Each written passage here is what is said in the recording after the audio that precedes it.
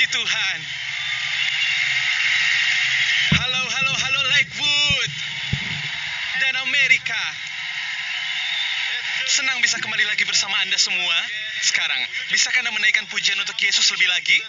Seseorang yang benar-benar telah membuat semuanya ini terjadi. Amin. Terima kasih Tuhan. Saya menerima kasih Anda. Saya sungguh-sungguh menerima semua penghargaan ini, tapi saya berikan semuanya untuk Dia, yang namanya ada di atas segala nama. Hadiratnya sangat kuat di tempat ini. Anda tahu bahwa kita adalah orang-orang beriman, bukan? Amin. Kita tidak harus merasakannya, tapi terkadang sangatlah bagus untuk merasakannya. Dan saya merasakan hadiratnya di tempat ini malam ini. Jadi segala sesuatu dapat terjadi, amin. Dapatkah Anda menyalami paling tidak 2 atau 3 orang sebelum Anda duduk? Katakan kepada mereka, saya tahu saya lebih tampan dari Anda, tapi Anda semakin baik. Lalu Anda bisa duduk. Hei, itu hanya satu pernyataan. Wow, teman, saya beritahukan Anda, tempat ini sangat berapi-api untuk Yesus. Ada pertemuan itu satu hal, tapi ketika Allah yang memanggil pertemuan itu adalah hal yang berbeda. Dan saya merasa seolah-olah di masa seperti ini, Tuhan memanggil kita semua untuk berada di tempat ini. Saya tahu saya berbicara dengan, jika Anda mengerti istilah generasi Benyamin,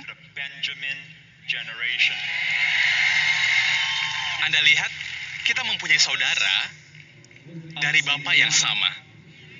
Ismail dan Ishak memiliki bapak yang sama, tapi mereka berbeda ibu. Benar? Ibu dari Ishak adalah Sarah. Dan Alkitab berkata di Galatia 4 bahwa Sarah adalah gambaran dari kasih karunia. Ibu Ismail adalah Hagar dari Mesir. Alkitab dengan jelas mengatakan kepada kita bahwa Hagar adalah gambaran Gunung Sinai. Dan semua yang datang dari Gunung Sinai, hukum Taurat, menghasilkan perbudakan. Ibu kita adalah kasih karunia. Sekarang, seandainya ada ketakutan bahwa bila kita tidak berada di bawah hukum Taurat, kita akan menjadi liar, Alkitab berkata, sebab kamu tidak akan dikuasai lagi oleh dosa, karena kamu tidak berada di bawah hukum Taurat, tetapi di bawah kasih karunia. Apa yang dari Allah akan selalu membingungkan logika manusia. Kita pikir bahwa bila kita tidak memiliki hukum Taurat, kita menjadi liar. Tapi Allah berkata, kuasa dosa, 1 Korintus 15 ayat 56 berkata, kuasa dosa ialah hukum Taurat. Semakin Anda berusaha menaati hukum Taurat, akan semakin buruk jadinya. Seperti ini, misalnya sebagai contoh adalah gedung gereja yang indah ini, dan hanya ada Anda di sini. Semua sudah pulang, dan Anda satu-satunya yang tertinggal di sini. Tiba-tiba Anda melihat pintu. Dari semua pintu di sini, ada sebuah pintu yang bertuliskan, jangan melihat ke balik pintu ini. Sangat rahasia. Dan tidak ada seorang pun di sini. Apa yang Anda lakukan? Anda mungkin akan bersiul sedikit.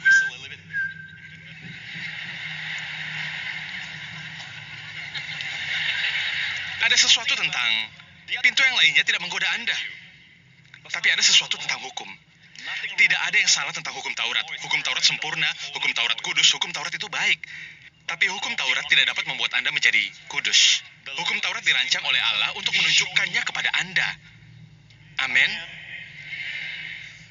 Tapi beberapa dari kita justru berkhotbah tentang 10 perintah Allah dalam beberapa seri. Dan Alkitab menyebutnya pelayanan kematian. Berarti kita membunuh orang-orang perlahan-lahan. Jemaat, masalahnya adalah ini. Kita semua mendukung kekudusan. Kita semua mendukung hidup yang baik. Berkemenangan yang berhasil. Perbedaan kita terletak pada bagaimana cara sampai di sana dari sini. Dan saya percaya caranya hanya dengan kasih karunia Allah. Jadi, meskipun Ismail dan Ishak memiliki bapak yang sama, bapak Abraham, mereka tidak memiliki ibu yang sama. Dan Alkitab berkata, ada waktunya ketika Ismail menganiaya Ishak. Bapak yang sama, tapi ibu Ismail adalah Hagar. Ingat Hagar?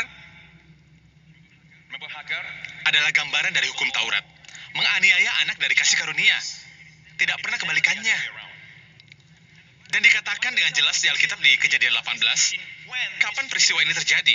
Ini terjadi saat Ishak berhenti menyusu. Alkitab berkata, berbahagialah orang yang dianiaya oleh sebab kebenaran.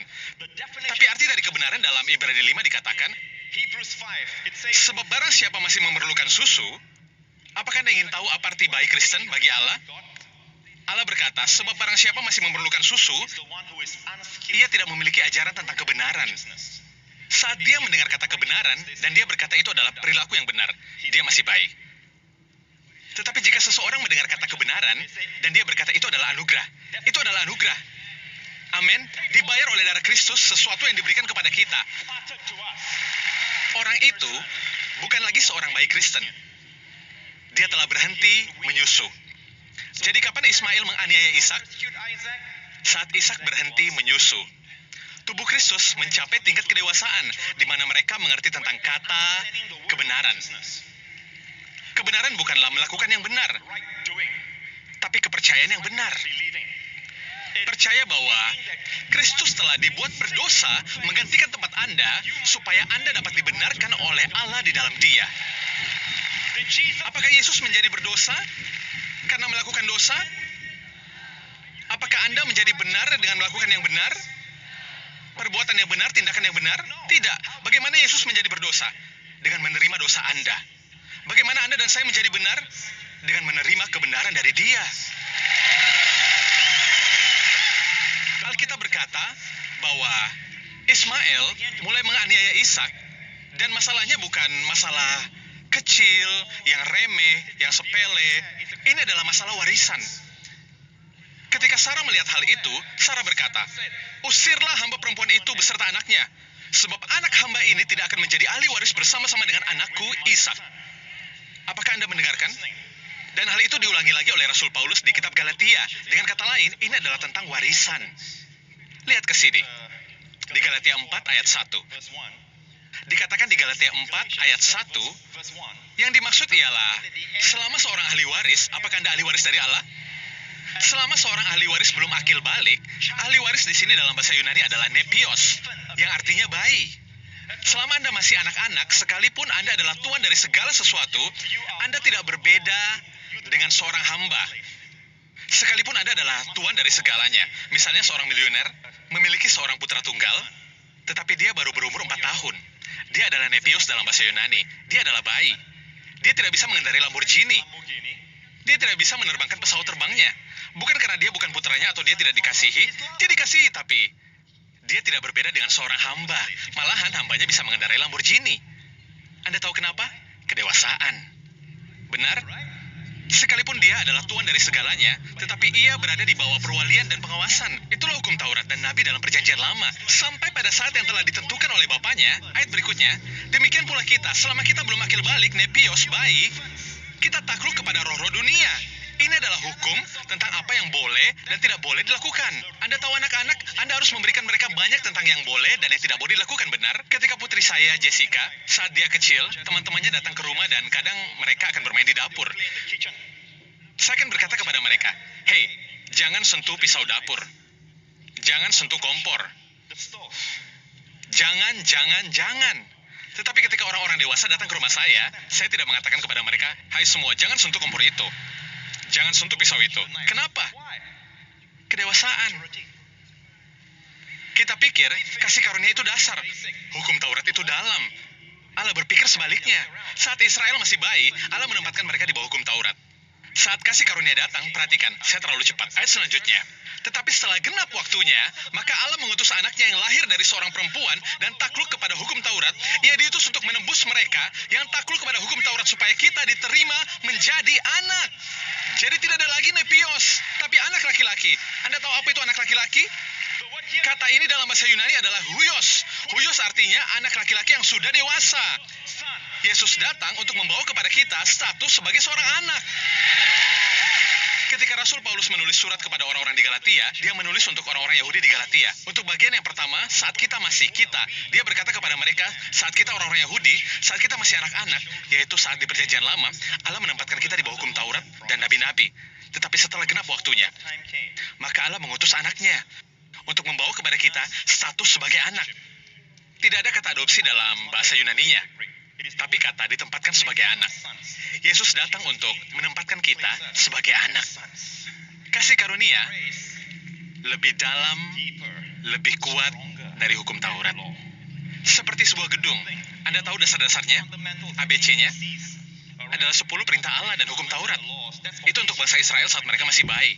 Saat mereka masih anak-anak, nepios, mereka harus pergi ke lantai 1 dan belajar semua ABC. Kita telah berada di lantai paling atas. Kita adalah kasih karunia. Kasih karunia lebih tinggi dari hukum Taurat. Amin. Hidup di luar kasih karunia bukan ketika seseorang lari bersama sekretarisnya. Ya, itu adalah dosa. Itu adalah salah. Tapi itu bukan jatuh keluar dari kasih karunia. Pernahkah Anda mendengar si itu dan si ini jatuh dari kasih karunia? Atau pastor itu hidup di luar kasih karunia? Saat kita menggunakan ungkapan jatuh atau hidup di luar kasih karunia, jika Anda melihat Galatia pasal 5, dikatakan di sini, jikalau kamu mengharapkan kebenaran oleh hukum Taurat, kamu hidup di luar kasih karunia. Di saat bangsa Israel berkata semua hukum Taurat yang Allah berikan kepada kita dapat kita lakukan, mereka jatuh dari kasih karunia. Mereka tidak memiliki kekuatan. Mereka tidak lagi memiliki persediaan. Anda lihat, kasih karunia lebih tinggi. Itu adalah lantai paling atas. Kembali ke hukum Taurat berarti sebuah kejatuhan. Amin. Apakah Anda bersama saya? Hal lain yang perlu kita pelajari adalah bahwa Yesus datang untuk, Anda tahu bahwa saya mengerti dan saya menghargai orang-orang yang mengajarkan hal ini, tetapi intinya adalah Yesus datang untuk menyatakan satu nama tentang Allah, Bapa. Katakan Bapa. Lihat ke sini di Roma pasal 8. Sebab kamu tidak menerima perbudakan yang membuat kamu menjadi takut lagi, tetapi kamu telah menerima roh yang menjadikan kamu anak Allah, Huios. Oleh roh itu kita berseru, ya Abba, ya Bapa. Sekarang Roh Kudus dengan sengaja, dengan terbuka, menolak memberi izin kepada para penterjemah untuk hanya memakai kata dari bahasa Yunani, pater. Pater adalah Bapa. Tetapi Roh Kudus dengan sengaja meninggalkan kata dari bahasa Ibrani dan Aram yaitu Abba. Yesus berbicara bahasa Aram pada zamannya. Abba bukan ayah. Oh ayah. Melainkan kata Bapa. Bapa. Hanya mereka yang memiliki roh sebagai anak. Anda lihat di Roma 8 dikatakan, sebab kamu tidak menerima roh perbudakan yang membuat kamu menjadi takut lagi. Kenapa dikatakan membuat menjadi takut lagi? Roh perbudakan yang membuat kamu menjadi takut lagi bukanlah takut ular atau takut akan kejahatan. Tidak ada hubungannya dengan itu. Ini berhubungan dengan takut akan Allah. Konteks keseluruhannya adalah, sebab kamu tidak menerima roh perbudakan dari perjanjian lama lagi, tetapi kamu telah menerima roh sebagai seorang anak, yang dengan itu kamu berseru, Abba, Bapa. Dan tahukah Anda mungkin memiliki masa kecil yang suram. Anda mungkin tumbuh di dalam keluarga di mana ayah Anda telah menganiaya secara fisik atau emosional. Tapi dengarkan, Allah Bapa tidak seperti itu. Dan Ia ingin menjadi Bapamu. Saya tidak peduli Anda berpikir telah berumur, Anda akan selalu menjadi anak. You will always be a child in His eyes. Seolah-olah Allah sedang berkata kepada Anda, You will always be a child in my eyes. When you need some love, my arms are open wide. And even when you're growing old, I hope you realize you will always be a child in my eyes. Amin. Jika kita bisa tinggal saja dalam hadiratnya, bahkan ketika kita tidak memiliki doa, dan doa kita hanyalah, Allah Bapa, Allah Bapa. Saya katakan ini kepada Anda, rasa takut, bersalah, depresi akan lulus seperti mentega di hari yang panas dalam kehadiran Allah Bapa. Bahkan ketika Anda tidak bisa, Anda tidak harus pasti berbicara. Cukup katakan Allah Bapa, Allah Bapa. Jadi, kita sekarang memiliki status anak. Kita memanggil Allah Bapa. Abba Bapa. Kita merasakan kasihnya. Ketika Anda berkata Bapa, Anda merasakan kasihnya. Tidak apa-apa berkata Allah. Tolong jangan salah mengerti saya. Kadang-kala seperti yang Anda tahu, ayah Anda bisa menjadi seorang hakim yang terkenal atau apapun itu. Saat Anda berada dalam persidangannya, Anda bersikap sopan walaupun dia ayah Anda. Dan Anda memanggil dia dengan yang mulia. Benar? Anda dapat memanggil Allah saat penyembahan. Ada saat di mana saya memanggil dia Elohim, atau saya berkata El Shaddai, karena saya berkata Allah Maha Besar. Tapi saat Anda kembali ke mode default Anda, dalam hubungan Anda dengan Allah, maka itu akan selalu Bapa. Hakim itu adalah Bapakku. Dia mungkin akan memberikan hukuman kepada orang lain, tapi dia adalah Bapakku. Dia mengasihiku. Apakah Anda bersama saya? Amin. Orang-orang berkata, tapi Pastor Prince, kita memerlukan lebih banyak khotbah di mimbar melawan keduniawian. Generasi muda kita semakin duniawi dan ada keduniawian masuk ke dalam gereja. Apa itu keduniawian? Cara mereka berpakaian. Inilah definisi Alkitab tentang keduniawian. Alkitab berkata semua yang ada di dunia ini, keinginan mata, keinginan daging, dan keangkuhan hidup, itulah keduniawian. Keduniawian itu bukan tentang penampilan luar, melainkan kesombongan, hawa nafsu, itulah keduniawian. Tapi tahukah Anda kenapa orang-orang memanjakan diri dalam semuanya ini? Apakah Anda ingin tahu diagnosa Allah tentang kenapa orang-orang terlibat di dalam dunia? Kenapa orang-orang percaya sepertinya tidak bisa luput dari dunia? Ya, kita hanya perlu mengatakan kepada mereka jika kita dapat mengatakan kepada mereka untuk berhenti menjadi duniawi, berhenti berhawa nafsu, maka Yesus tidak perlu datang. Hukum Taurat sudah memerintahkan itu kepada mereka. Apakah Anda ingin melihat prognosa Allah? Diagnosa Allah dan resep untuk keduniawian? Lihat kata sini di 1 Yohanes. Dikatakan, janganlah kamu mengasihi dunia dan apa yang ada di dalamnya. Jika seseorang mengasihi dunia, sekarang apa diagnosa Allah? Jikalau orang mengasihi dunia, maka kasih dari Bapa tidak ada di dalam orang itu. Sekarang, saya ingatkan Anda. Bukan kasih untuk Bapa, tapi kasih dari Bapa. Bukan untuk. Saya tidak bermaksud untuk mengajari orang Amerika bahasa Inggris, oke? Tapi tahukah Anda, kasih dari Bapa bukan kasih Anda kepada Bapa. Ya, kamu harus mengasihi Bapa dan menghindari hawa nafsu dunia ini. Tidak, melainkan pewahyuan tentang betapa besar Bapa mengasihi Anda. Itulah yang akan membuat orang-orang mengalahkan dunia, yaitu hawa nafsu dari mata dan kesombongan hidup. Karena kurangnya pewahyuan akan penyingkapan kasih Bapa. Dan Allah membangkitkan pelayanan seperti Joel di mimbar ini, menyatakan kasih dari Bapa, memberi harapan pada banyak orang. Dan coba tebak, orang-orang menjadi tidak duniawi tanpa disengaja. Mereka keluar dari hawa nafsu kedagingan dan hawa nafsu dari mata dan kesombongan, memberikan kemuliaan kepada Allah tanpa disengaja. Amin. Yesus berkata seperti ini, dan saya akan mengakhiri dengan ini. Yesus berkata, waktu cepat berlalu, bukan? Ini hanya pembukaan. Di dalam doa imam besarnya, Yesus berkata, aku telah menyatakan namamu kepada murid-muridku. Nama siapa itu? Itulah nama Bapa. Aku telah menyatakan namamu kepada semua orang yang engkau berikan kepadaku dari dunia. Bukan El Shaddai. Orang Yahudi tahu El Shaddai. Orang Yahudi tahu Yehova. Mereka tahu Adonai. Mereka tahu Elohim. Nama itu adalah Bapa. Seolah-olah dia kembali dan melapor kepada Bapa, Bapa, aku telah menyatakan namamu. Lanjut ke bawahnya, Anda akan melihat Yesus berkata, dan aku tidak lagi di dalam dunia, tetapi mereka masih ada di dalam dunia. Dan aku datang kepadamu, ya Bapa yang kudus, peliharalah mereka dalam namamu, yaitu namamu yang telah engkau berikan kepadaku. Apa Anda tahu apa artinya? Kata pelihara dalam bahasa Yunani di sini adalah terio. Terio adalah untuk melindungi dari cedera atau kehilangan. Untuk melindungi dari cedera atau kehilangan. Anda tahu bagaimana kita melindungi jemaat kita? Dengan mengingatkan mereka bahwa Bapa mengasihi mereka. Jadi semakin sering kita berbicara tentang kasih Bapa kepada teman-teman kita, jemaat kita, orang-orang kita, keluarga kita, semakin besar pelindungan ilahi yang ada. Amin. Selama aku bersama mereka, aku memelihara mereka dalam namamu. Beginilah Yesus melindungi murid-muridnya. Dengan selalu mengingatkan mereka bahwa Bapamu yang memberi makan burung-burung, dia akan memberimu makan. Bapamu. Dan yang terakhir, lihat ke ayat 26, dia berkata, dan aku telah memberitahukan namamu kepada mereka, dan aku akan memberitahukannya. Dia akan selalu menyatakan nama Bapa, supaya kasih yang engkau berikan kepadaku ada di dalam mereka, dan aku di dalam mereka. Dan itulah yang kita cari, kesatuan kasih di dalam tubuh Kristus. Bukan kesatuan dari doktrin, tapi kesatuan kasih, kesatuan roh. Dan hal itu akan datang dengan pewahyuan akan kasih dari Bapa, nama Bapa. Bapa yang mengirim anaknya 2000 tahun yang lalu, Yesus tergantung di atas salib. Dan untuk pertama kalinya dalam pelayanan Yesus di bumi, Yesus melihat ke atas dan Bapa tidak ada. Kegelapan menyelimuti bumi, dan saya percaya ada kilat, ada gemuruh petir, sama seperti di Gunung Sinai saat Allah melepaskan murka kebenarannya, dan amarah kudusnya melawan semua dosa-dosa kita yang ditanggungan di dalam tubuh Yesus. Dan Allah menghabiskan semua kemarahannya pada tubuh Kristus.